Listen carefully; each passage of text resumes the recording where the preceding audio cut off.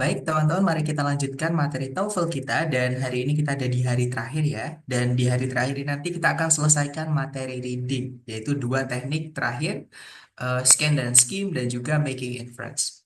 Nah, jadi langsung saja seperti biasa kemarin kan kita sudah belajar kalau di reading nanti teman-teman diberikan 50 pertanyaan yang teman-teman harus selesaikan paling lama dalam waktu 55 menit.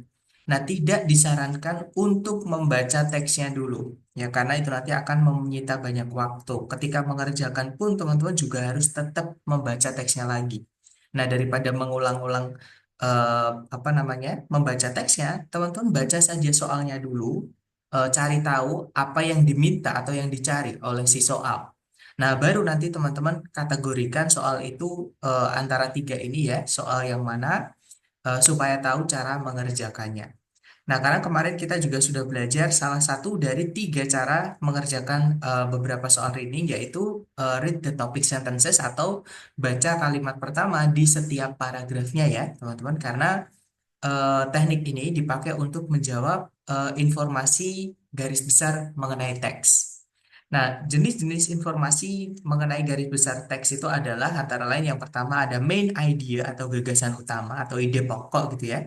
Kemudian ada juga idea organization atau pengembangan ide, pengembangan gagasan. Jadi bagaimana si penulis itu menyajikan informasi yang dia bawakan seperti itu. Kemudian yang ketiga ada tone, purpose, sama course. Jadi tone itu adalah sikap atau suasana hati si penulis gitu ya, mengenai topik yang dia bawakan. Kemudian purpose itu adalah tujuan si penulis menulis teks tersebut. Dan course itu adalah mata keilmuan atau mata kuliah gitu ya teman-teman, yang kemungkinan membahas tentang topik yang ditulis oleh si penulis seperti itu. Nah, kemudian hari ini kita akan belajar dua teknik sisanya ya, teman-teman. Yang pertama, yang kedua berarti ya, yaitu scan dan skim the passage. Nah, scan dan skim itu merujuk pada teknik menemukan informasi kecil di dalam teks ya. Bisa menggunakan scan, bisa menggunakan skim. Nah, scan itu teman-teman melakukan membaca cepat menggunakan gerak mata ya, sambil kita itu mentranslate, tapi jangan pakai lisan teman-teman ya. Jadi kayak di otak gitu, otomatis ketika kita apa namanya mengscan atau melihat dengan cepat dengan gerak mata gitu dari awal, dari kalimat pertama lanjut ke kalimat kedua, kalimat ketiga dan seterusnya, itu cepat dan langsung memahaminya gitu ya, untuk menemukan informasi yang ditanyakan di soal. Atau teman-teman juga bisa pakai skip. Nah, kalau skim ini, teman-teman tinggal mengingat-ingat. Jadi ketika sambil menjawab soal-soal sebelumnya, gitu ya, informasi yang ditanyakan di nomor tersebut, itu sudah dibahas belum? Nah, kalau belum, tinggal ngelanjutin terakhir teman-teman tadi menemukan jawaban di soal sebelumnya. Jadi lanjutin kalimat berikut-berikutnya sampai menemukan informasi yang ditanyakan. Tapi kalau sudah, misalnya tadi sambil mengerjakan soal sebelumnya, ternyata jawaban soal tersebut itu di kalimat yang sama, teman-teman tinggal membaca kalimat yang sama itu lagi. Jadi nggak perlu scan dari awal, gitu ya. Nah, itu namanya skim, teman-teman. Nah, untuk scan dan skim ini kita pakai untuk menjawab soal-soal yang menanyakan tentang informasi-informasi kecil atau informasi-informasi khusus atau peritilan-peritilan kecil yang ada di dalam teks gitu ya, teman-teman. Nah, ada empat kategori informasi atau detail-detail kecil di dalam teks. Yang pertama yaitu soal locate information, yaitu teman-teman diminta mencari di mana di dalam teks penulis itu membahas tentang sesuatu gitu ya. Kemudian yang kedua ada pronoun referen. Jadi pronoun referen itu dari eh, rujukan kata ganti artinya, teman-teman. Jadi kata ganti di dalam teks itu pasti menggantikan suatu kata benda. Misal teman-teman menemukan kata they artinya mereka. Nah, mereka itu maksudnya siapa? Itu pasti merujuk ke suatu benda. Nah, kalau pakai they berarti bendanya jamak gitu ya, teman-teman. Nah, kemudian yang ketiga ada stated dan unstated details. Nah, nanti kita bahas ya, teman-teman. Jadi, stated sama unstated details itu details yang bagaimana.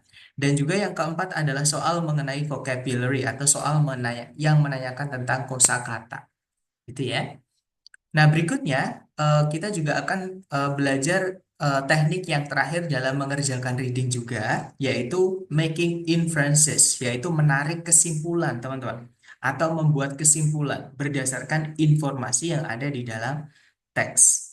Nah, making inferences ini teman-teman pakai untuk mengerjakan soal-soal yang jawabannya itu adalah tersirat gitu ya, atau yang tidak tertulis secara langsung di dalam teks, tapi di teks ada petunjuknya gitu ya. Nah, ada dua jenis soal yang cara mengerjakannya adalah making inferences ini, yaitu inference itu sendiri dan juga transition, teman-teman. Oke. Nah, kita bahas dulu untuk yang scan dan skim ya.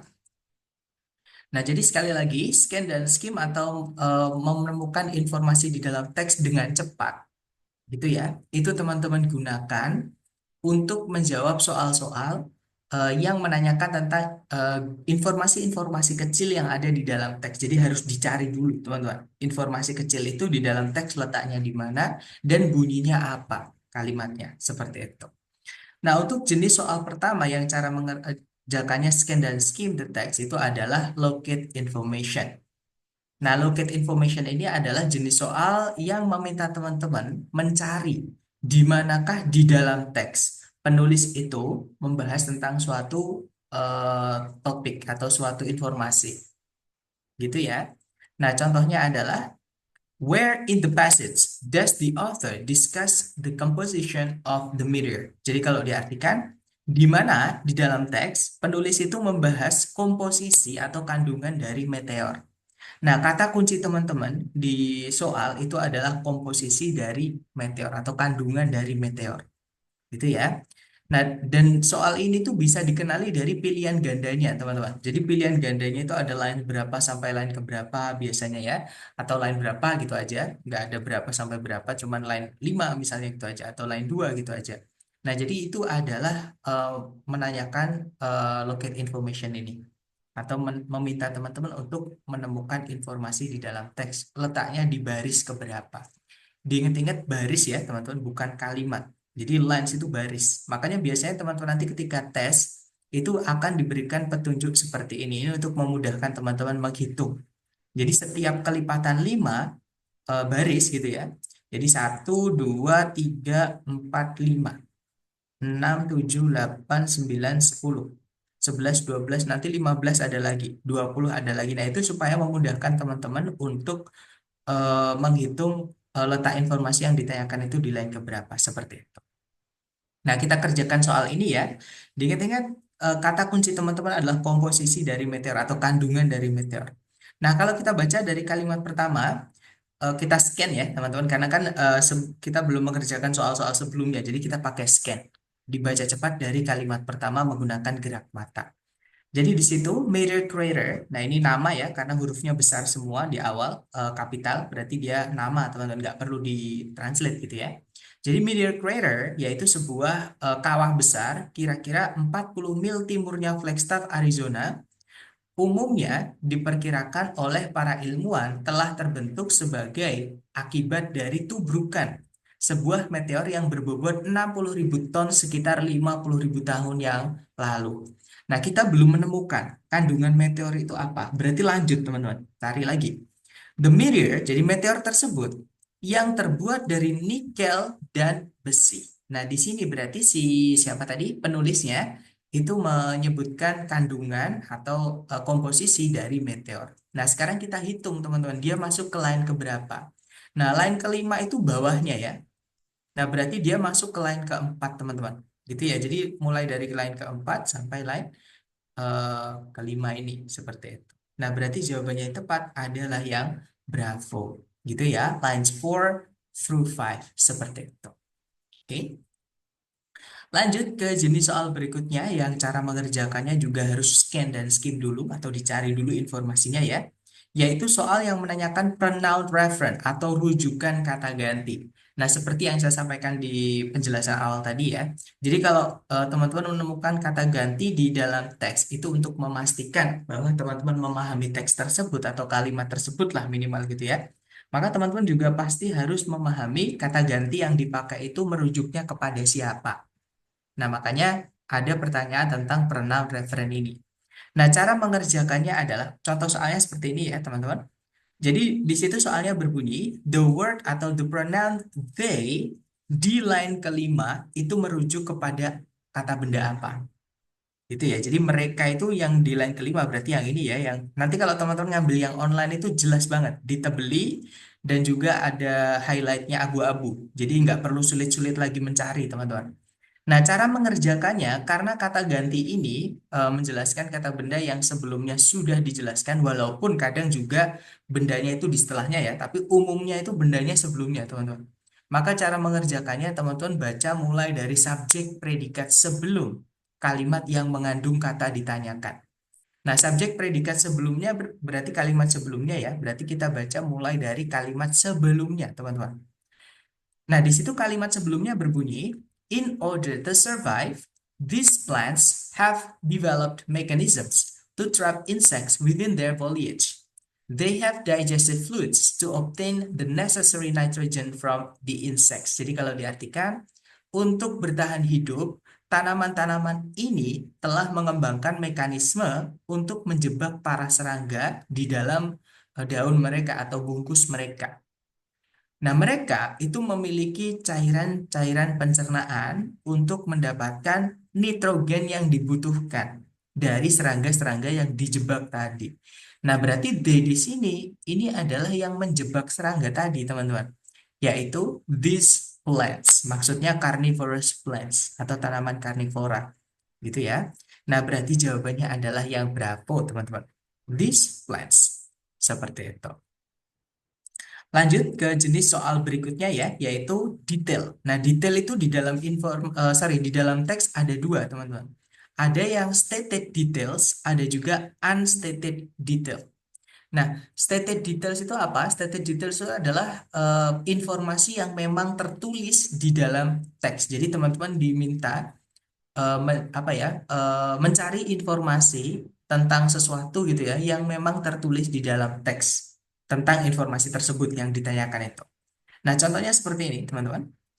Di situ soalnya berbunyi, the passage indicates that Jamestown. Jadi teks ini menyatakan bahwa Jamestown, nah kata kunci teman-teman adalah kata Jamestown. Maka lakukan scan dan skim sampai menemukan Jamestown ini, teman-teman. Nah, kalau kita cari, Jamestown itu disebutkan di kalimat pertama di bagian akhir-akhir. Jadi di line keempat itu, teman-teman. Tapi dia masuk di dalam kalimat pertama ya. Nah, kita baca kalimatnya. Kalimatnya berbunyi, Williamsburg merupakan sebuah kota tua gitu ya di Virginia yang dibangun oleh para eh, pendatang dari Inggris di tahun 1633, yaitu 26 tahun setelah eh, kedatangan Inggris permanen pertama di Amerika itu diadakan atau didirikan di Jamestown.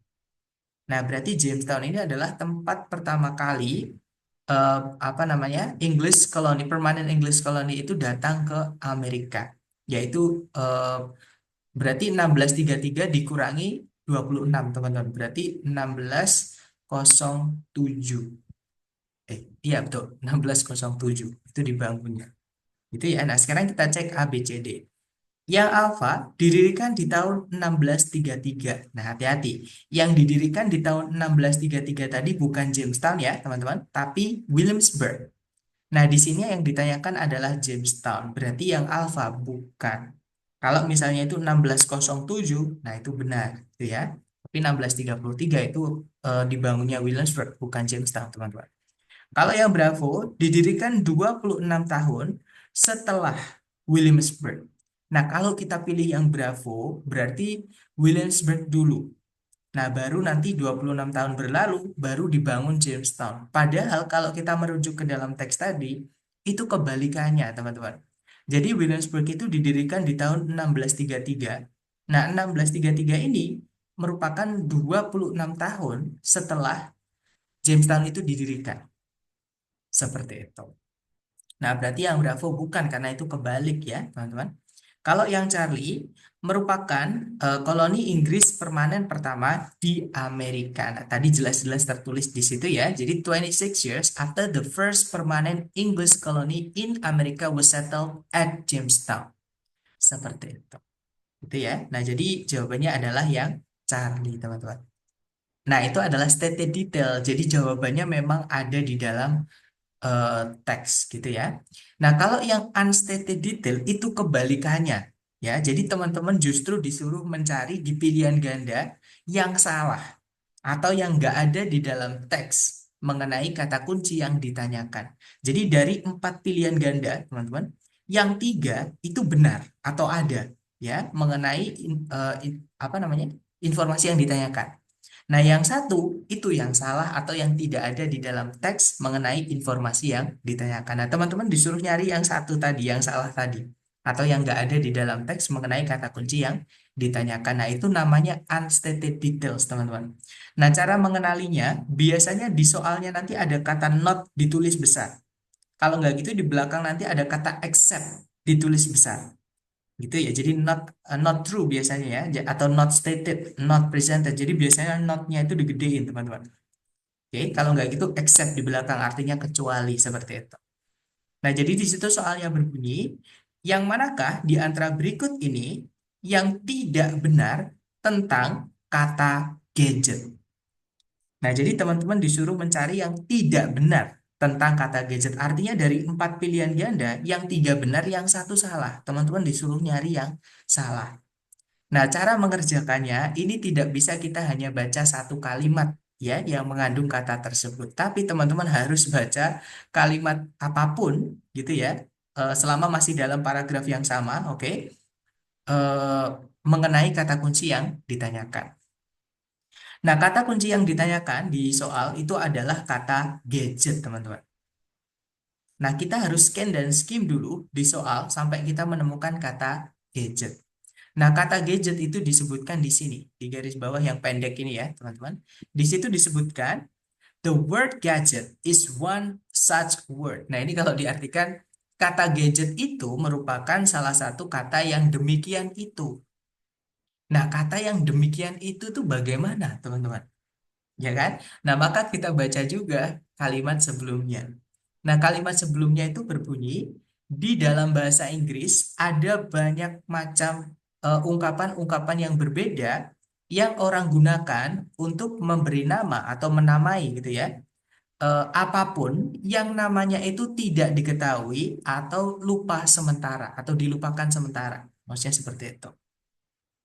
Nah, kata gadget merupakan satu kata yang demikian itu. Nah, maksudnya kata yang dipakai untuk menamai sesuatu yang namanya itu nggak tahu atau lupa, teman-teman. Gitu ya.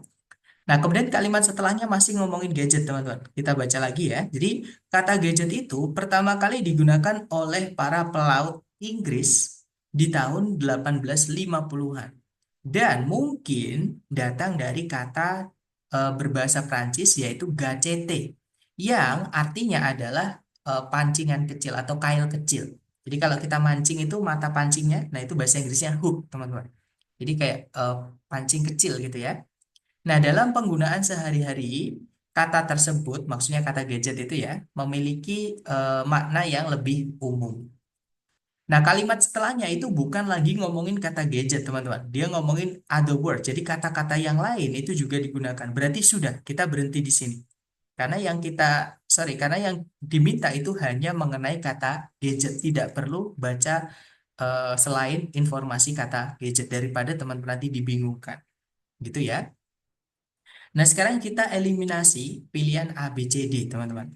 Yang alfa, kata gadget itu digunakan untuk menamai sesuatu ketika namanya tidak diketahui. Nah, tadi ada ya, teman-teman. Jadi kata gadget itu kata yang satu kata yang demikian itu. Nah, maksudnya yang demikian itu yang orang-orang gunakan untuk memberi nama kepada sesuatu yang namanya itu tidak diketahui atau tidak dikenal atau lupa sementara. Nah, jadi yang alfa bukan jawabannya ya, karena kita disuruh mencari yang tidak benar, teman-teman, mengenai kata kunci, mengenai kata gadget seperti itu. Sedangkan yang alfa benar, berarti bukan yang alfa gitu ya. Nah, kalau yang bravo, Kata gadget itu digunakan pada awal abad ke-19. Nah, yang salah di sini dan biasanya memang salahnya itu kecil, biasa satu kata gitu teman-teman. Jadi kayak seolah itu benar tapi sebenarnya itu salah. Salahnya di pilihan Bravo itu hanya di kata at the beginning. At the beginning itu artinya di awal, teman-teman. Jadi kalau di awal abad ke-19, berarti itu mulai tahun 1801 gitu ya sampai eh, mungkin 19 sorry 1830 lah paling lama itu ya.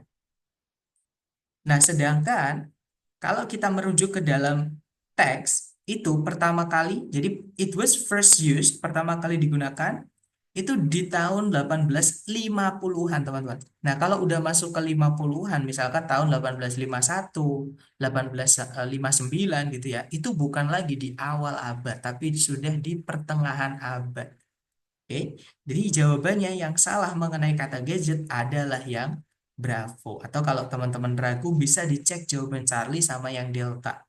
Di situ yang Charlie berbunyi, kata gadget itu sangat mungkin atau kemungkinan besar datang dari sebuah kata dalam bahasa Prancis, yaitu gadget tadi, teman-teman. Gitu ya, yang artinya adalah kail kecil atau pancingan kecil tadi. Gitu ya. Nah, berarti yang Charlie bukan karena memang dia awalnya datang dari bahasa, kemungkinan datang dari bahasa Prancis seperti itu. Kalau yang Delta, penggunaan kata pertamanya itu adalah oleh para pelaut Inggris. Nah, tadi juga ada. Jadi first used by British sailors. Jadi pertama digunakan oleh para pelaut Inggris dari Inggris seperti itu. Itu ya. Nah, berarti yang Delta juga bukan. Jadi jawabannya yang Bravo tadi kata gadget itu yang tidak benar mengenai kata gadget ya, bahwa kata gadget itu digunakan di awal abad ke-19, padahal dipakainya di pertengahan. Jadi harusnya bukan di at the beginning, tapi in the middle of. Seperti itu. Gitu ya. Oke, lanjut lagi. Jenis soal terakhir. Nah, itu tadi adalah dua detail ya. Jadi ada yang stated, ada yang stated, teman-teman. Nah, kemudian yang terakhir yang cara mengerjakannya menggunakan scan dan skim itu adalah soal yang menanyakan tentang vocabulary atau kosakata. Nah, ini juga alasan kenapa dari awal pertemuan saya menjelaskan ke teman-teman bahwa vocab itu sangat penting buat teman-teman. Semakin banyak vocab teman-teman untuk mengerjakan TOEFL juga akan lebih mudah gitu ya, semakin mudah seperti itu. Nah, jadi di soal reading itu ada soal yang atau jenis soal gitu ya, yang menanyakan tentang arti atau sinonim dari suatu kata, gitu ya, teman-teman. Nah, kalau teman-teman sudah tahu arti kata yang ditanyakan itu apa dan di pilihan ganda itu sinonimnya cuma satu, tidak perlu baca teks. Langsung teman-teman jawab eh, apa namanya sinonimnya itu itulah pasti benar, teman-teman gitu ya. Nah, tapi siapa tahu teman-teman menemukan kata yang tidak tahu artinya, maka teman-teman harus menggunakan silogisme atau menggunakan eh, menyambungkan informasi, gitu ya. Nah, contoh soalnya seperti ini, teman-teman. Di situ soalnya berbunyi an incumbent in line one is most likely. Jadi kata incumbent di line pertama itu kemungkinan besar adalah atau merupakan. Nah, intinya itu incumbent itu apa, teman-teman? Nah, cara mengerjakannya kalau teman-teman nggak tahu ya kata yang ditanyakan itu apa, teman-teman bisa mulai baca dari kalimat sebelum kata itu disebutkan. Nah, tapi kebetulan di soal ini dia munculnya di kalimat pertama, nggak ada kalimat sebelumnya. Oke. Nah, kemudian dibaca juga setelahnya juga, gitu ya. Nah, alasannya kenapa kok begitu?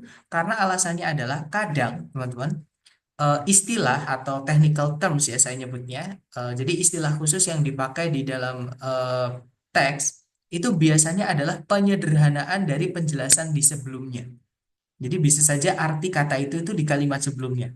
Tapi bisa juga dia itu dijabarkan di kalimat setelahnya, teman-teman. Gitu ya. Jadi nggak selalu. Oke, jadi tergantung cara si penulis itu membawakan ceritanya seperti itu. Nah, karena ini kan sebelumnya tidak ada kalimatnya, berarti kita baca kalimat yang mengandung kata tersebut dan kalimat setelahnya, gitu ya. Di situ disebutkan dalam pemilihan pemerintahan, incumbent umumnya memiliki sebuah keuntungan yang yang kuat gitu ya atas pendatang baru. Nah, berarti lawannya incumbent itu adalah pendatang baru, teman-teman. Dan dari sini sebenarnya sudah dapat sih ya. Tapi di kalimat setelahnya itu diperkuat lagi. Disebutkan bahwa seseorang yang sudah berada di kursi pemerintahan dan oleh karena itu memiliki atau yang memiliki, ini lanjutannya who is tadi ya. Jadi ini who has gitu teman-teman. Yang memiliki tingkat pengaruh tertentu itu mempunyai peluang yang lebih baik untuk terpilih daripada orang yang tidak dikenal bagi para pemilih atau elektorat. Nah, berarti incumbent tadi adalah orang yang sudah berada di kursi pemerintahan. Oke, nah jadi jawabannya adalah yang delta, satu-satunya orang di pilihan A, B, C, D. A current office holder, jadi seorang pemegang atau pemangku kursi jabatan saat ini. Gitu ya. Nah, kalau yang alpha, a special type of election itu kalau diartikan jenis pemilihan tertentu. Nah, ini kan orang tadi ya, teman-teman, bukan pemilihan. Jadi yang alpha bukan. Kecuali kalau pemilih, nah itu juga orang, ya kan? Tapi di sini pemilihan, election itu artinya pemilu atau pemilihan. Nah, dia bukan manusia ya kalau pemilihan, teman-teman itu proses. Kalau yang Bravo, sebuah partai politik, sama partai politik atau organisasi massa itu adalah apa namanya benda mati juga. Itu ya, yang hidup itu anggotanya seperti itu, orangnya. Nah, kalau yang cari sebuah komentar yang menguntungkan. Nah, komentar kan juga bukan manusia, teman-teman. Sedangkan incumbent tadi merupakan a person who is. Nah, seseorang yang berarti orang gitu ya. Makanya jawabannya adalah yang delta. Nah, dari penjelasan saya tadi, sebelum kita lanjut ke latihan buat teman-teman, adakah yang pengen ditanyakan dulu? Silakan kalau ada pertanyaan, teman-teman.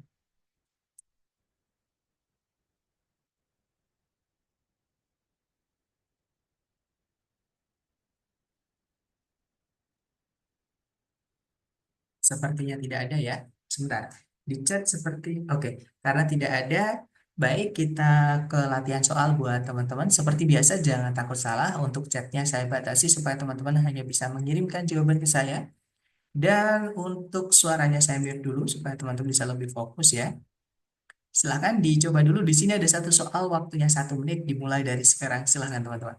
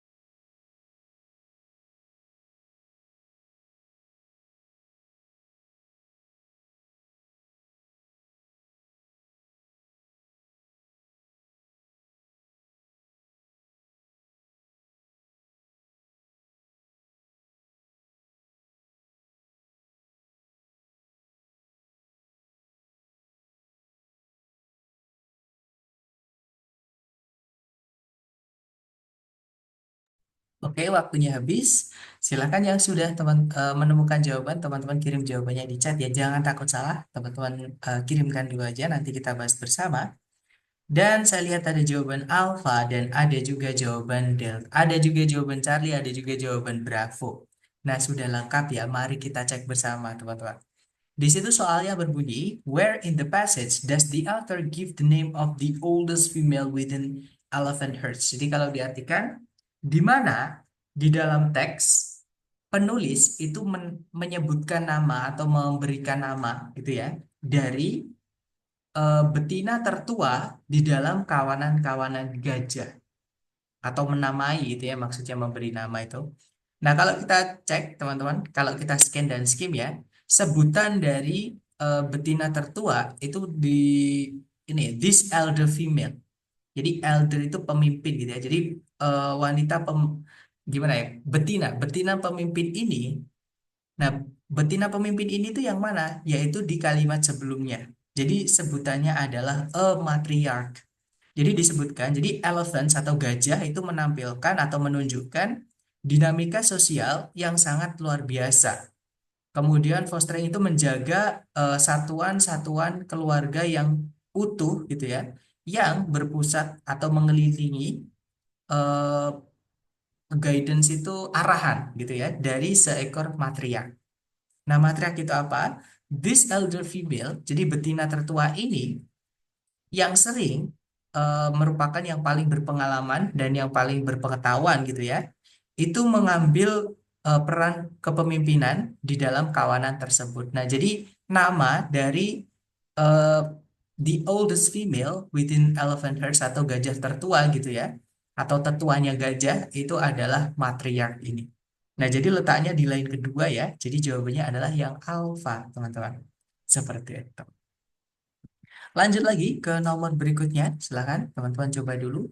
Waktunya 1 menit dimulai dari sekarang. Silahkan teman-teman.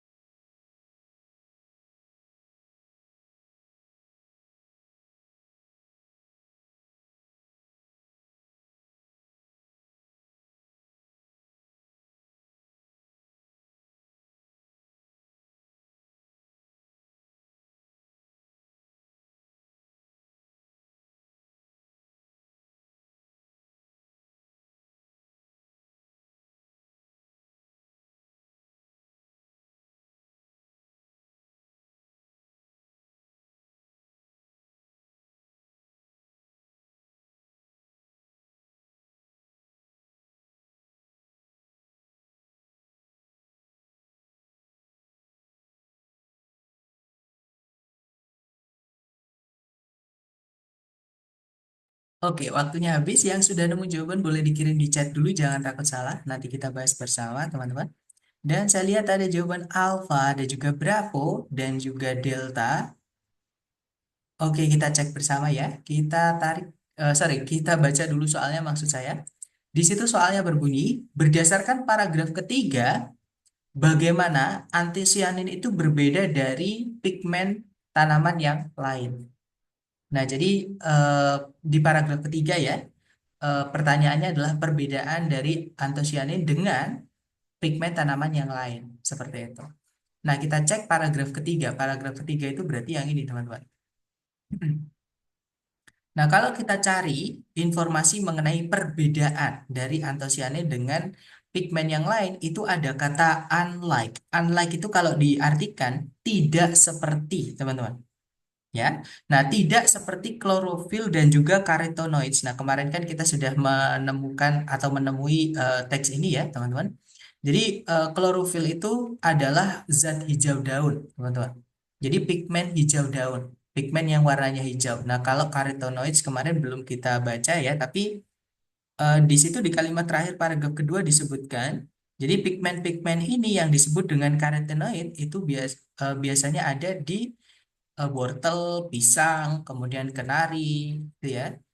Nah, jadi yang warnanya itu kuning kalau nggak gitu oranye, seperti itu.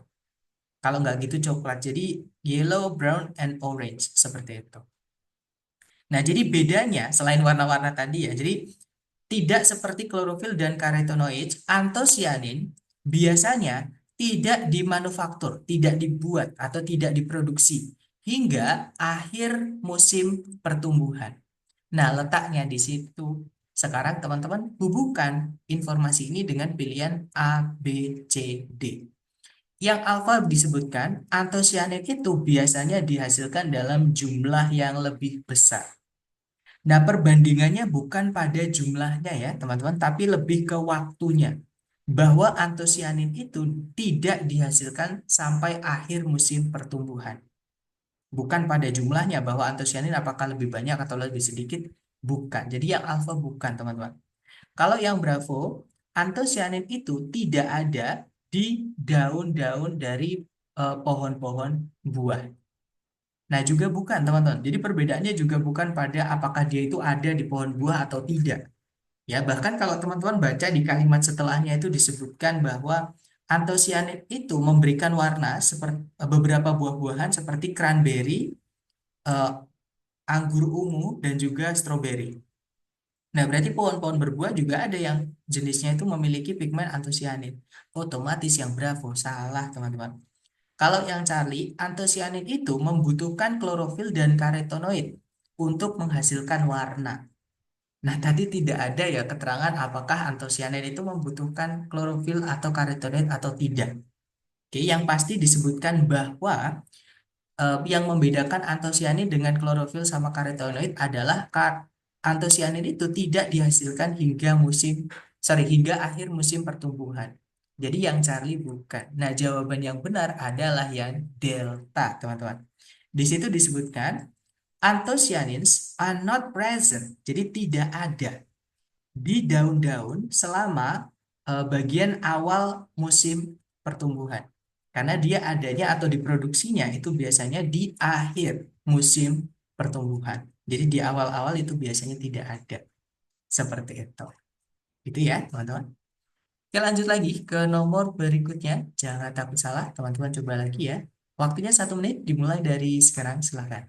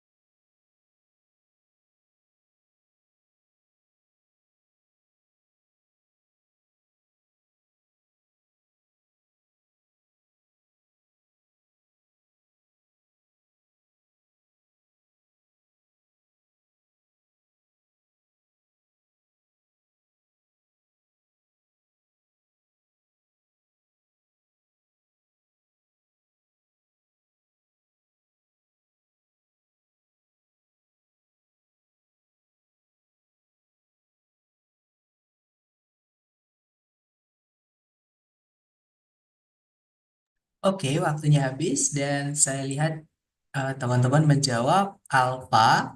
Alfa ada juga jawaban Bravo. Oke, antara alfa atau ada juga jawaban delta. Mari kita cek bersama, teman-teman. Kita baca dulu soalnya. Di situ soalnya berbunyi kata it ini ya, itu merujuk kepada kata apa. Nah, kita cek, kita baca mulai dari subjek predikat sebelumnya, teman-teman.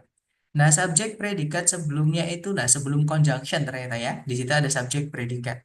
Nah, kita baca dari awal, di situ berbunyi batu bara terbentuk ketika tanah gambut itu dengan memadai terkompresi atau ditekan gitu teman-teman oleh beban atau berat gitu ya dari tumpukan-tumpukan yang menumpuk di atasnya untuk memaksa air dan zat-zat yang lain keluar darinya. Nah, keluar dari mana? Yaitu keluar dari tanah gambut tadi, teman-teman. Yang akhirnya, karena air sama zat-zat yang lain itu udah keluar dari tanah gambut tersebut ya, itu meninggalkan massa karbon yang terkonsentrasi atau yang mengumpul atau yang memadat seperti itu. Nah, berarti di situ itu kembalinya ke pit ya. Jawabannya adalah yang Bravo, teman-teman. Oke, jadi pit atau tanah gambut seperti itu kan yang apa tadi yang tergencet gitu ya yang apa namanya terbebani oleh berat tumpukan-tumpukan deposit tadi ya yang tumbuh di atasnya tadi itu adalah tanah gambutnya sehingga air sama zat-zat yang lain itu bisa terpisah. Nah, setelah air sama zat-zat yang lain terpisah, barulah meninggalkan massa karbon yang padat. Nah, itulah baru yang disebut dengan coal atau batu bara. Seperti itu. Oke, jadi it-nya itu kembalinya ke pit, teman-teman, atau tanah gambut yang tergencet tadi. Supaya air sama zat-zat yang lain keluar dari tanah gambut tersebut. Itu ya. Lanjut ke nomor berikutnya. Silakan, teman-teman coba dulu. 1 menit dimulai dari sekarang. Silakan.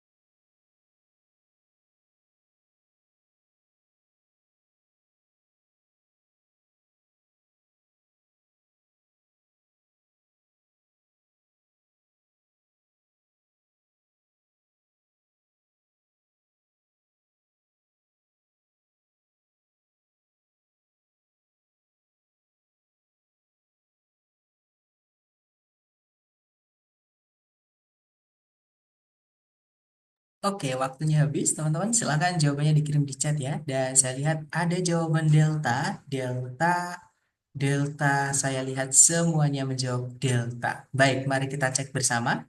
Di situ soalnya adalah the word migration is closest in meaning to.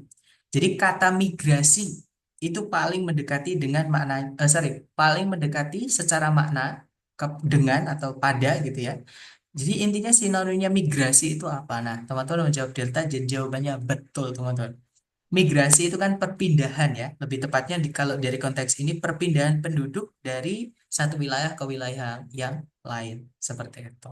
Ya betul, jadi jawabannya adalah movement, teman-teman, atau perpindahan. Oke, lanjut ke nomor berikutnya. Silakan, teman-teman coba lagi ya. Waktunya 1 menit dimulai dari sekarang. Silakan.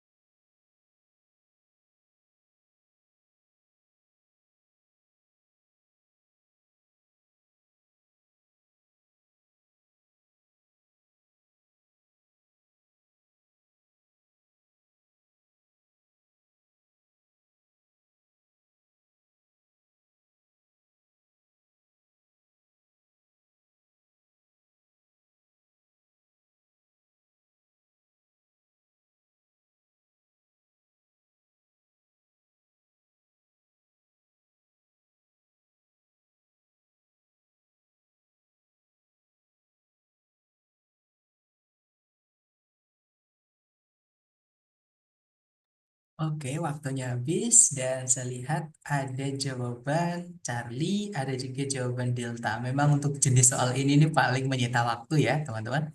Dan bagi beberapa orang ini termasuk jenis soal yang paling sulit. Jadi nggak apa-apa kalau teman-teman misalnya masih ada yang belum menemukan jawaban, that's okay guys. Kita pekerjakan bersama ya. Yang pasti ada yang menjawab Charlie dan juga ada yang menjawab Delta. Mari kita cek bersama. Di situ soalnya berbunyi, berdasarkan paragraf kedua, berarti paragraf terakhir ya, Country Life Movement, jadi gerakan Country Life itu menekankan reformasi-reformasi pendidikan untuk semua alasan-alasan berikut ini, kecuali. Jadi teman-teman disuruh mencari yang salah atau ini adalah jenis soal unstated detail. Ya, tidak cukup kita baca dari satu kalimat saja. Oke. Nah, kalau kita jadi petunjuknya teman-teman di soal adalah teman-teman disuruh mencari alasan kenapa the country life movement atau gerakan country life itu menekankan pada reformasi pendidikan. Alasannya apa? Nah, kalau kita cek di paragraf kedua ya. Nah, alasannya itu disebutkan di sini teman-teman. Jadi faktor ya reasons ya. Jadi sama reasons, factors, eh, ini teman-teman. Jadi di situ disebutkan bahwa mulai dari sini ya, meskipun para pejuang reformasi tersebut itu memiliki banyak sekali saran untuk menghidupkan kembali sosial pedesaan dan juga reformasi ekonomi, mereka itu berkonsentrasi atau berpusat atau berfokus pada edukasi atau pendidikan yang penting dalam upaya untuk merubah atau mereformasi kehidupan desa untuk beberapa alasan. Nah, alasan pertama itu di sini ya. Jadi first, alasan pertama, karena hampir semua orang-orang pedesaan itu memiliki anak-anak yang umurannya itu umuran sekolah, teman-teman. Nah, sekolah itu merupakan institusi sosial yang penting dalam pedesaan Amerika. Nah, kemudian alasan kedua,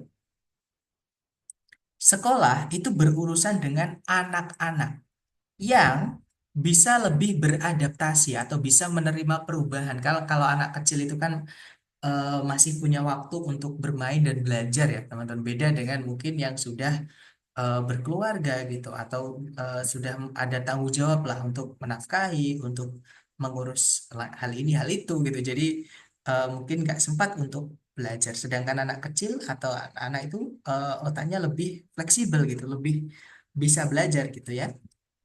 Nah, jadi anak-anak itu lebih bisa beradaptasi daripada orang dewasa, maksudnya lebih bisa belajar gitu ya. Nah, kemudian untuk benar-benar endure itu bertahan. Jadi supaya tetap ada gitu ya di desa-desa itu. Jadi perubahan-perubahan dalam masyarakat pedesaan itu harus berawal dari anak-anak. Kemudian alasan ketiga ya, karena mereka itu memberikan uang atau apa ya teman-teman? Appropriated itu berarti ya kayak memberikan uang, memberikan dana, gitu ya. Dan mengatur standar instruksional dan juga standar kurikulum.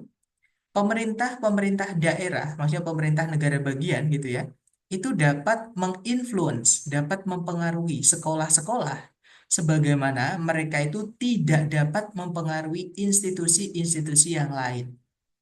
Nah, jadi reformer itu mengincar pendidikan untuk yang bisa apa namanya direformasi atau dirubah gitu ya, teman-teman. Karena yang pertama tadi di orang-orang desa itu banyak yang punya anak-anak umuran sekolah gitu ya. Dan sekolah itu merupakan institusi sosial yang penting di Amerika. Kemudian yang kedua, sekolah itu berurusan dengan anak-anak yang bisa lebih belajar, yang bisa lebih fleksibel, lebih bisa menerima perubahan daripada orang-orang dewasa gitu ya. Nah, kemudian yang terakhir alasannya adalah bahwa karena pemerintah daerah atau pemerintah negara bagian itu apa ya, intinya memiliki akses untuk mengedit sekolahan atau memodify sekolah itu mau diapain gitu ya. Nah, itu mereka mulainya dari sekolah. Sedangkan institusi sosial yang lain selain sekolah itu nggak bisa. Pemerintah ikut-ikutan apa namanya, gerubah-gerubah nggak bisa, teman-teman. Gitu ya. Nah, sekarang kita cek A, B, C, D. Yang alfa, sekolah itu memainkan peran penting dalam kehidupan sosial pedesaan. Nah, tadi ada ya, teman-teman. Jadi disebutkan di mana tadi? Di sini ya, teman-teman. Nah, di sini. Schools were influential social institutions in rural America. Jadi sekolah itu merupakan institusi sosial yang penting di Amerika. Seperti itu. Di pedesaan Amerika. Jadi yang alfa bukan jawabannya karena kita disuruh mencari yang salah, teman-teman. Except kan kecuali gitu ya. Kalau yang Bravo, sekolah itu bisa dengan mudah dipengaruhi oleh pemerintah negara bagian. Nah, tadi ada di situ ya. Jadi state governments could influence schools. Jadi pemerintah negara bagian itu bisa mempengaruhi sekolah. Nah, sebagaimana mereka itu tidak bisa mempengaruhi institusi yang lain. Seperti itu. Dan jadi yang Bravo juga bukan. Kalau yang Charlie, anak-anak yang didaftarkan di sekolah itu mampu untuk membuat perubahan, maksudnya belajar gitu ya, teman-teman. Lebih siap atau lebih mudah daripada orang dewasa. Nah, tadi juga ada di sini, teman-teman. Jadi, anak-anak itu lebih bisa beradaptasi daripada orang dewasa. Nah, berarti yang Charlie juga bukan. Nah, jawabannya adalah yang delta. Sebenarnya yang delta ini salahnya karena dia itu simple sekali, teman-teman, yaitu kata few. Few itu artinya adalah sedikit. Ya, jadi bedanya few sama a few itu konotasinya. Kalau a few itu memiliki konotasi positif, teman-teman. Artinya beberapa atau cukup. Gitu ya. Sedangkan few yang nggak pakai itu artinya dia memiliki konotasi negatif, artinya sedikit, teman-teman. Jadi kalau yang delta ini kalau kita artikan, sedikit anak-anak di pedesaan yang bisa menghadiri sekolah secara rutin. Padahal di teks tadi disebutkan bahwa most rural people had school-age children. Jadi kalau diartikan, sebagian besar atau hampir semua orang-orang desa itu memiliki anak-anak yang umurannya adalah umur-umur sekolahan. Nah, jadi justru kebalikannya, justru harusnya banyak anak-anak di pedesaan itu bisa menghadiri sekolah secara rutin. Jadi salahnya cuma di kata few ini, teman-teman. Yaitu itu harusnya most. Seperti itu. Oke, jadi jawabannya adalah yang delta ini. Gitu ya. Nah, itu tadi adalah jenis-jenis soal yang cara mengerjakannya teman-teman harus melakukan scan dan skim dulu karena informasinya bisa ada dimanapun di dalam teks. Jadi harus dicari dulu teman-teman. Gitu ya. Cuman enaknya yang teman-teman jadikan patokan adalah dalam mengerjakan reading ini, saya sarankan untuk mengerjakannya urut. Karena informasinya itu jalan, teman-teman. Misalkan soal nomor satu tadi menanyakan eh, main idea biasanya kalau nomor satu. Jadi teman-teman baca kalimat pertama di setiap paragraf, gitu ya. Kemudian nomor dua itu pasti nggak jauh-jauh dari kalimat pertama di setiap, sorry, di paragraf satu maksud saya. Gitu ya, bisa saja bahkan di kalimat pertama paragraf satu, bisa saja di kalimat kedua, bisa saja di kalimat ketiga. Gitu ya, pastinya nggak jauh-jauh, teman-teman. Kemudian nomor tiga itu pasti juga sama, nggak jauh-jauh dari letak terakhir teman-teman tadi menemukan jawabannya. Jadi kayak urut gitu, kayak kita membaca gitu, teman-teman. Gitu ya. Ya, jadi disarankan untuk mengerjakan reading ini urut. Tapi kalau teman-teman misalnya punya strategi sendiri, Sir, karena soal yang accept ini kan lama, Sir ya, karena kita harus membaca banyak, boleh nggak kita lewati dulu?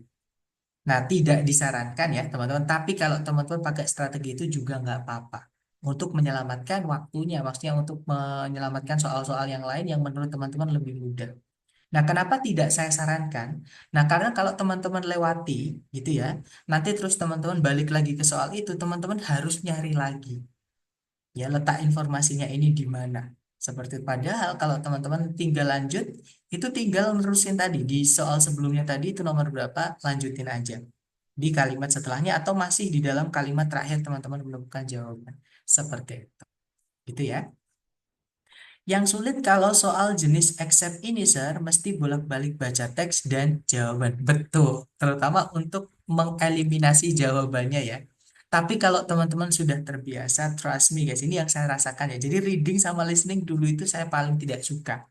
Karena menurut saya kita harus tahu vocab-vocabnya dan reading sama listening, terutama listening yang bagian terakhir-terakhir ya, itu adalah menanyakan apa ya, akademik gitu teman-teman. Jadi kayak vocabnya itu tinggi-tinggi gitu.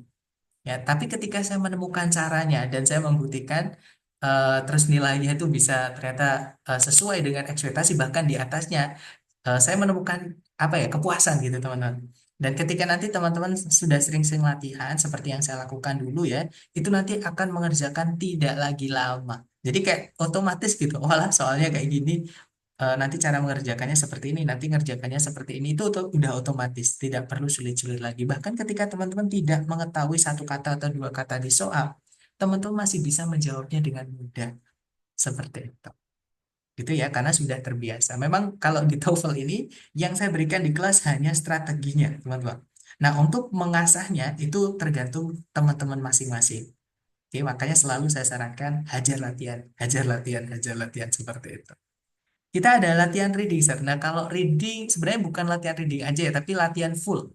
Jadi listening, structure sama reading sudah saya buatkan. Tapi kalau yang terpisah belum, teman-teman. Terutama di reading ini belum saya buatkan yang terpisah. Misalnya apa namanya kemarin?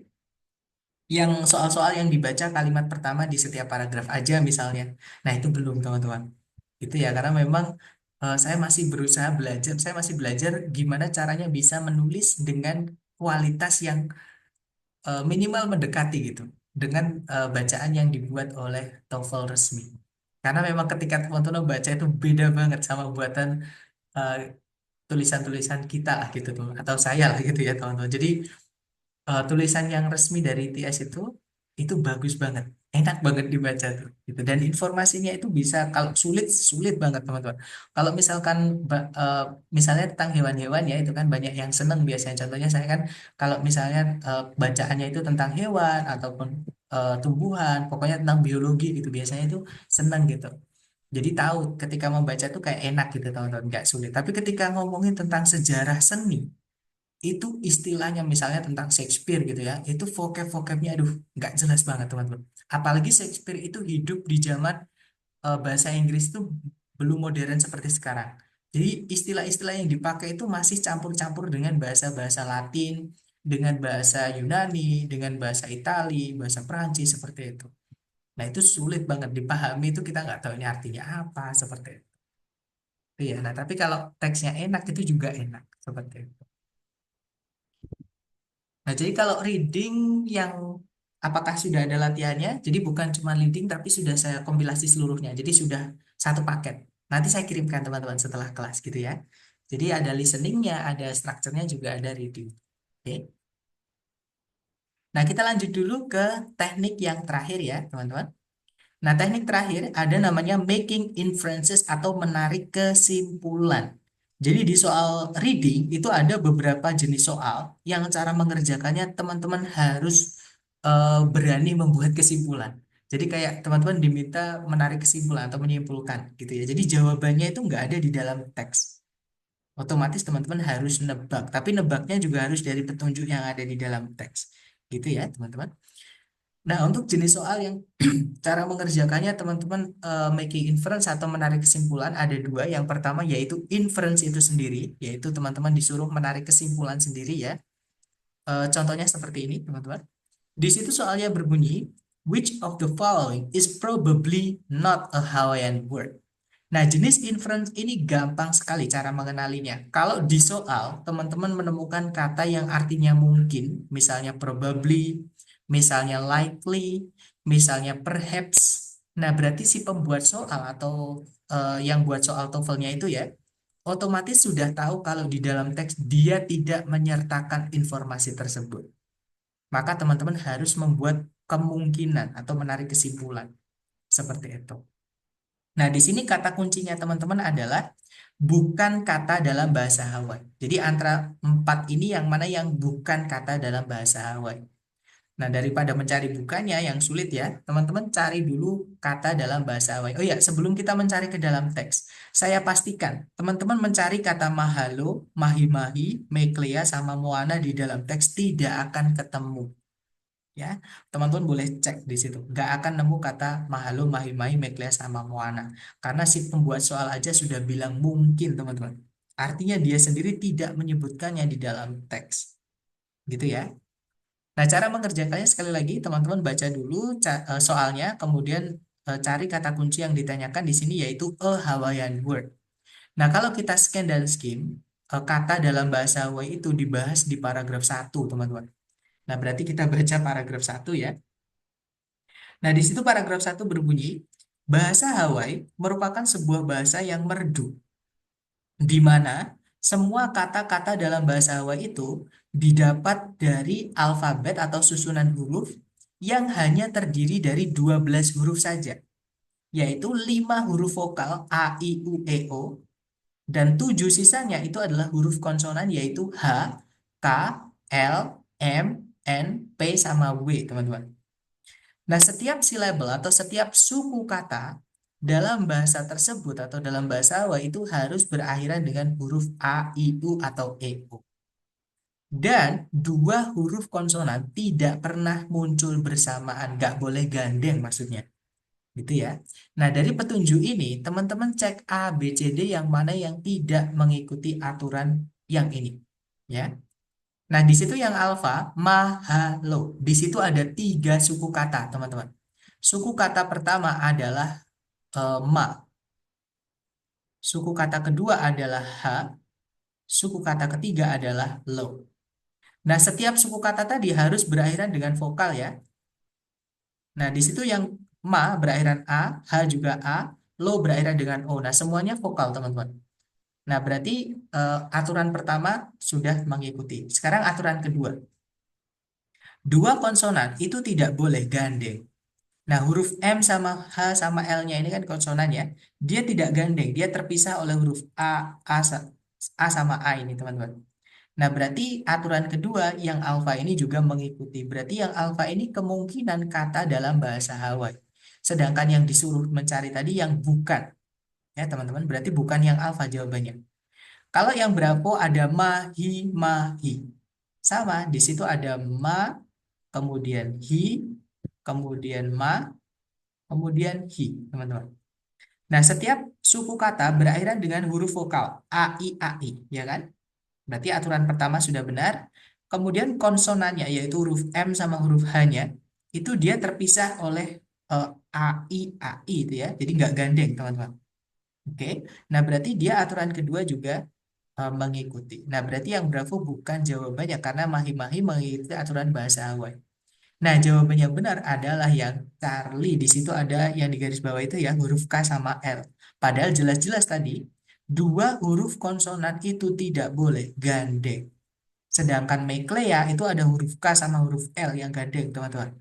Nah, berarti ini ya yang tidak mengikuti aturan bahasa Hawaii, berarti dia kemungkinan bukan kata dalam bahasa Hawaii. Seperti itu. Oke, nah ini kalau menurut saya malah justru lebih sulit lagi dibandingkan unstated detail tadi. Gitu ya, dan soal ini pasti keluar. Walaupun kadang satu teks satu soal gitu ya. Paling banyak dua soal tapi pasti keluar teman-teman. Kemudian selain inference, ada juga jenis soal yang teman-teman itu juga diminta untuk menebak jawabannya. Yaitu soal mengenai transition atau transisi teman-teman. Nah, transisi sendiri pengertiannya adalah perpindahan paragraf. Ya, jadi sebentar, sebentar, teman-teman. Jadi sebelum paragraf itu berpindah, jadi paragraf misalnya paragraf satu gitu ya, dengan paragraf kedua itu tidak boleh tiba-tiba berubah, teman-teman. Itu harus ada penyambungnya supaya teksnya itu ketika dibaca tetap kohesif dan juga koheren. Maksudnya kohesif itu utuh, koheren itu masih nyambung. Jadi nggak mungkin kita ngomong misalnya nih, Wawan adalah teman baik saya. Itu ada pesawat. Kan nggak nyambung, teman-teman. Ya kan, jadi harus nyambung. Jadi misalkan Wawan adalah teman baik saya. Wawan bekerja sebagai seorang apa dan lain-lain seperti itu. Oke. Nah, itulah sama bacaan juga sama seperti itu. Jadi paragraf satu, paragraf kedua itu juga harus nyambung. Nah, cara menyambungkannya harus ada yang namanya kalimat transisi ini. Jadi ibarat kalau di kalimat itu conjunction gitu teman-teman. Jadi yang menjembatani perpindahan topik antar dua paragraf seperti itu. Ya. Nah, transition itu letaknya adalah di kalimat yang paling dekat dengan paragraf yang dijembatani. Misalnya nih, paragraf satu dan paragraf kedua itu letak transisinya adalah di kalimat terakhir paragraf satu. Kalau nggak gitu di kalimat pertama paragraf kedua. Seperti itu. Itu ya. Nah, transition ini itu bisa teman-teman gunakan untuk menjawab apa namanya soal beberapa soal di TOEFL reading yang teman-teman itu disuruh nebak. Nah, nebak di sini ada dua jenis ya, teman-teman. Kadang teman-teman itu disuruh nebak kira-kira kalau sebelumnya teks itu dimasukkan paragraf lagi. Nah, paragraf ini membahas tentang apa?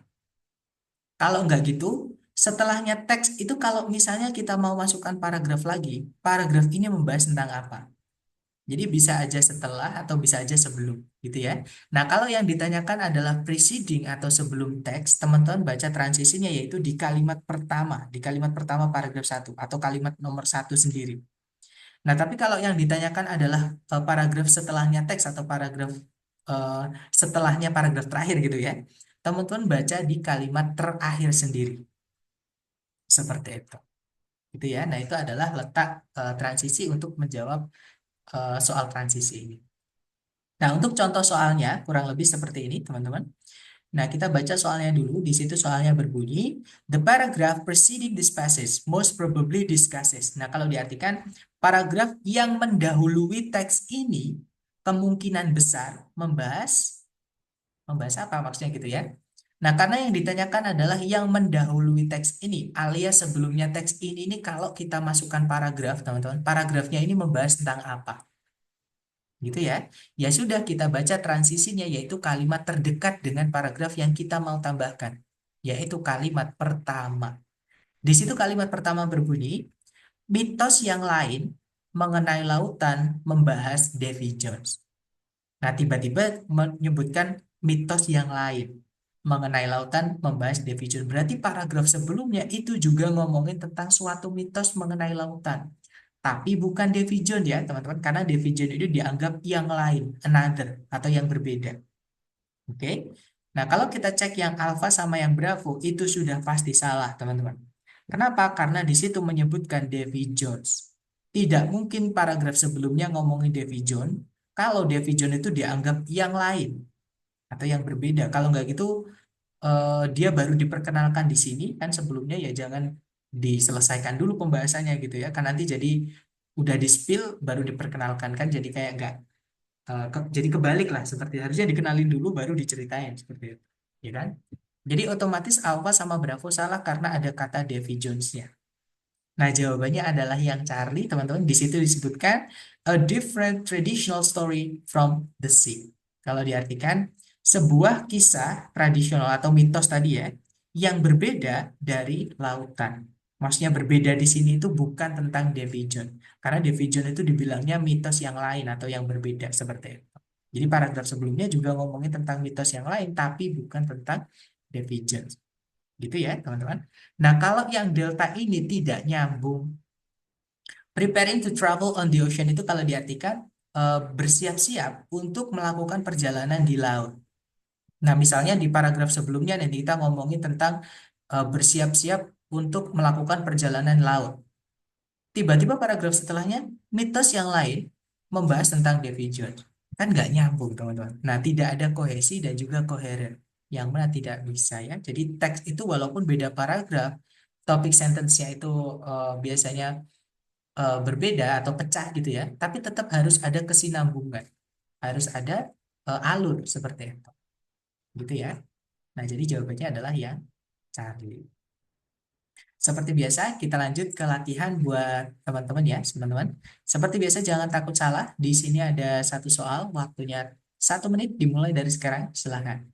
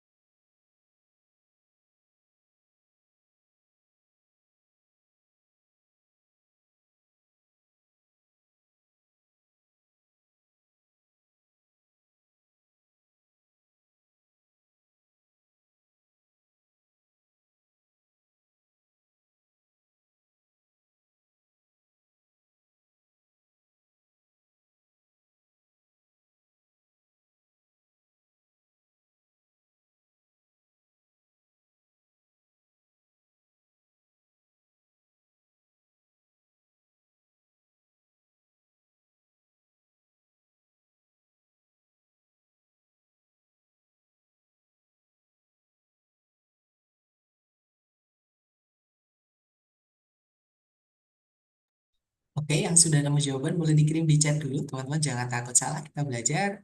Dan saya lihat ada jawaban Bravo, ada juga Charlie, ada juga Alpha. Oke, mari kita cek bersama. Di situ soalnya berbunyi, paragraf yang mendahului teks ini kemungkinan besar membahas tentang apa. Nah, karena yang ditanyakan adalah paragraf yang mendahului alias paragraf sebelumnya teks ini, teman-teman baca kalimat pertamanya, teman-teman.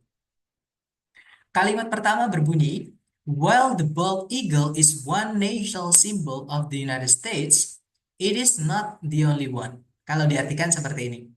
Meskipun elang gundul merupakan satu simbol nasional Amerika Serikat, elang gundul bukanlah satu-satunya.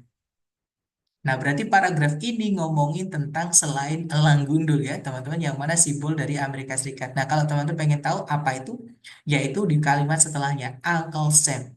Nah, jadi ngomongin paragraf ini nih fokusnya tentang Uncle Sam, teman-teman, sebagai simbol nasional Amerika Serikat selain elang gundul.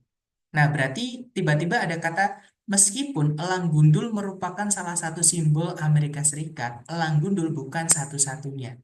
Nah, berarti paragraf sebelumnya itu sudah menjelaskan bahwa elang gundul itu menyimbolkan Amerika Serikat. Nah, jadi jawaban yang tepat adalah yang Bravo, teman-teman. Seperti itu. Baik, Miss, nggak apa-apa. Eh, jadi jawabannya Bravo ya. Nanti kalau diartikan the bald eagle which symbolizes the United States. Jadi elang gundul yang menjadi simbol Amerika Serikat. Seperti itu. Itu ya. Lanjut lagi ke nomor berikutnya. Jangan takut salah, teman-teman coba dulu. 1 menit dimulai dari sekarang. Silakan.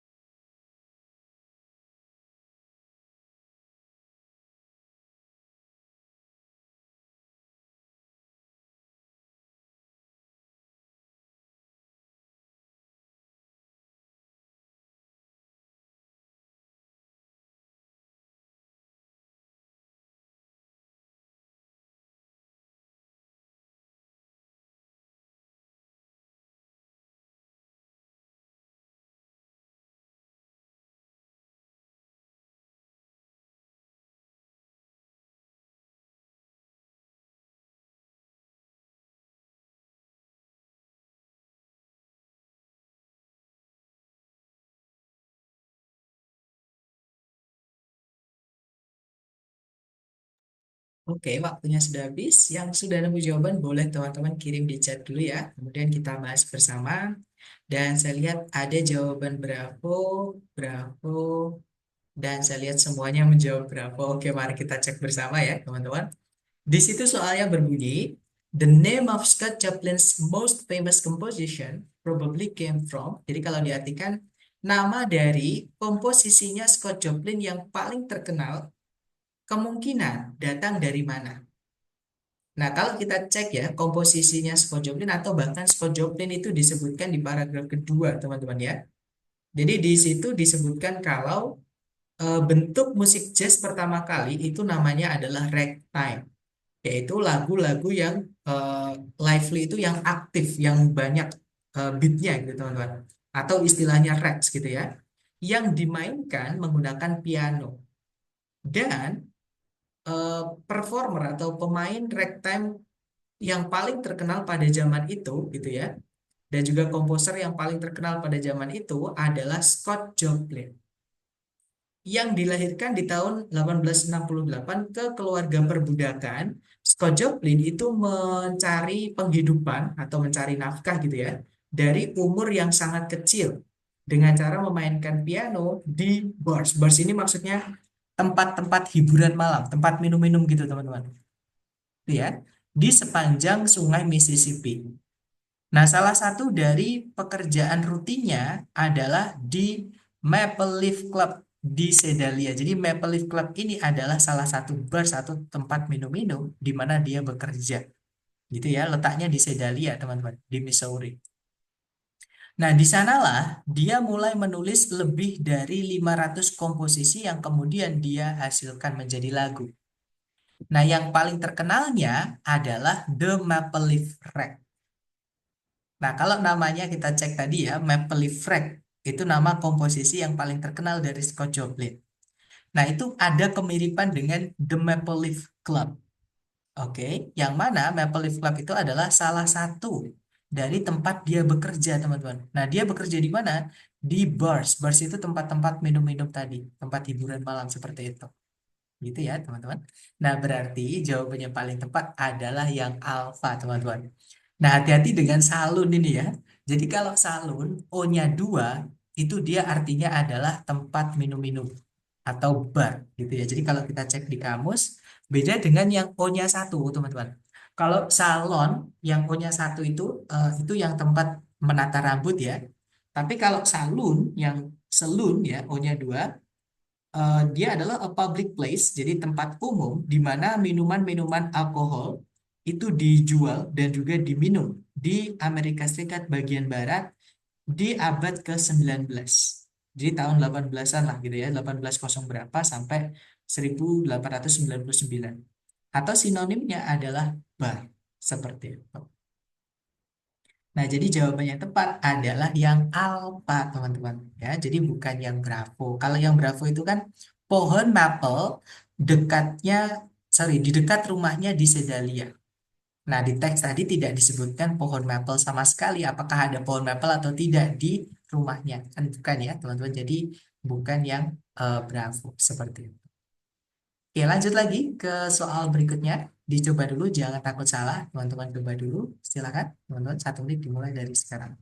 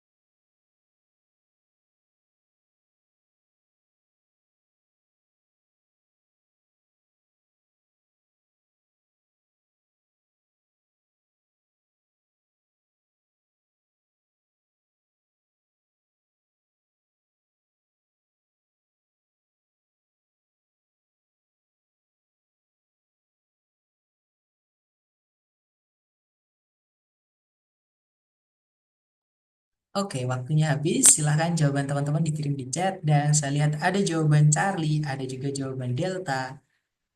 Oke, antara Charlie atau Delta, mari kita cek bareng, teman-teman. Di situ soalnya berbunyi, paragraf yang mengikuti. Following itu artinya setelahnya ya, atau yang mengikuti. Yang mengikuti maksudnya setelahnya, teman-teman. Ya. Dari teks ini, kemungkinan membahas tentang apa? Nah, kalau paragraf setelahnya, ya berarti paragraf di sini ya, teman-teman. Kita baca transisinya, yaitu yang paling dekat, yaitu kalimat terakhir. Nah, di kalimat terakhir tadi bunyinya adalah di sanalah dia mulai menulis komposisinya yang berjumlah lebih dari 500 itu yang kemudian dia hasilkan menjadi lagu. Nah, kemudian yang paling terkenalnya namanya adalah Maple Leaf Rag. Nah, berarti pasti di paragraf setelahnya itu nggak jauh-jauh membahas tentang komposisi dari Scott Joplin ya, teman-teman. Nah, kalau kita cek yang alfa, Sedaulia, Mesauri itu sudah selesai dibahas di paragraf, maksudnya di kalimat sebelumnya, kalimat terakhir. Kalau kita bahas itu lagi, nanti maju mundur. Atau informasinya jadi tidak selesai. Jadi kayak udah disebutkan, nyebutin itu lagi. Nanti nyebutin ini lagi. Balik lagi ke situ lagi. Jadi kayak berputar-putar, nggak selesai, teman-teman. Gitu ya. Jadi yang alfa nggak bisa. Oke, kalau yang Bravo, Maple Leaf Club. Nah, Maple Leaf Club itu adalah tempat dia bekerja, teman-teman. Salah satu bars, gitu ya, tempat dia bekerja. Sama, itu juga sudah selesai dibahas di kalimat, intinya sudah kalimat setelahnya itu bukan ngomongin tentang itu lagi. Nah, kalau kita ngomongin tentang itu nanti jadi maju mundur. Jadi bukan itu ya. Kalau yang Charlie, komposisinya Scott Joplin yang banyak. Nah, kemungkinan jawabannya Charlie, teman-teman. Karena memang di paragraf terakhir yang disebutkan di situ, maksudnya di kalimat terakhir ya, yang disebutkan tentang komposisinya si Scott Joplin. Kalau yang Delta, kehidupan dari Scott Joplin.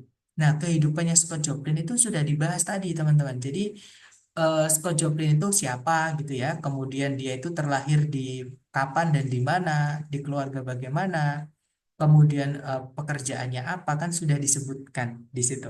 Nah, kalau kita bahas itu lagi nanti ada pengulangan informasi alias maju mundur gitu ya. Jadi nggak dibaca pun nanti juga nggak enak. Sudah dibahas lagi seperti itu. Jadi yang delta tidak bisa. Jawaban yang benar adalah yang Charlie, teman-teman. The numerous compositions of Scott Joplin. Jadi komposisinya Scott Joplin yang banyak itu seperti itu. Gitu ya. Nah, kurang lebih cara mengerjakan reading itu seperti itu ya, teman-teman. Jadi sambil saya absen dulu. Kalau teman-teman ada pertanyaan, sebentar saya absen dulu ya, teman-teman. Boleh di unmute kalau teman-teman misalnya ada yang ingin bertanya sembari saya mengabsen, teman-teman.